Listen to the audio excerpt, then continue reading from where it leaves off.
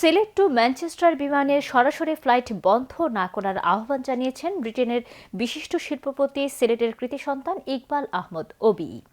এই ফ্লাইট বন্ধ করলে প্রবাসীরা কঠোর আন্দোলনে নামতে বাধ্য হবে বলে জানিয়েছেন তিনি। বারবার এই গুরুত্বপূর্ণ ফ্লাইট বন্ধ করার জন্য একটি স্বার্থান্বেষী মহল কেন অপতৎপরতা চালায় এ নিয়ে ক্ষোভ প্রকাশ করেছেন তিনি। মইনুদ্দিন মঞ্জু জানাচ্ছেন বিস্তারিত। ক্যামেরায় ছিলেন সিলেট অফিসের chief camera person Liton Chowdhury. এভাবেই অনেকটা হাত জোর করে প্রবাসীদের স্বার্থে ম্যানচেস্টার টু সিলেট সরাসরি ফ্লাইট চালুর আকুতি জানালেন ব্রিটেনে বাঙালি কমিউনিটির গর্ব বরেণ্য শিল্পপতি ইকবাল আহমদ ওবিই। নর্থ ইংল্যান্ডের বিপুল সংখ্যক বাংলাদেশি বেশিরভাগই বিমানের এ ফ্লাইটের উপর নির্ভরশীল জানিয়ে ইকবাল আহমদ ওবিই জানালেন, চালুর পর থেকেই একটা গ্রুপ কিছুদিন পর পর ম্যানচেস্টার টু সিলেট সরাসরি ফ্লাইট বন্ধের পায়তারা করে।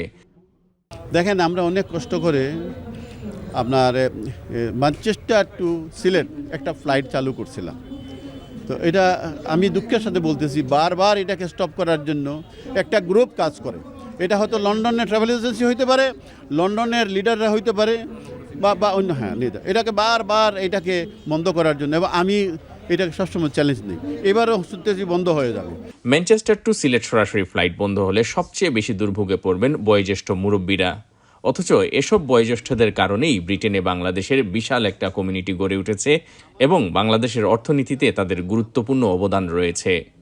ইকবাল আহমদ ওবিই ক্ষুব্ধ কণ্ঠে বললেন, যদি এই ফ্লাইট বন্ধ করা হয় তাহলে বাংলাদেশ ও ইংল্যান্ডে একযুগে আন্দোলন শুরু করা হবে। এটা বন্ধ করলে নর্থ ওয়েস্টের এই যে বয়স্ক লোকগুলো এরা আর সিলেট আসবে না। সুতরাং এটার দিকে লক্ষ্য রাখতে হবে।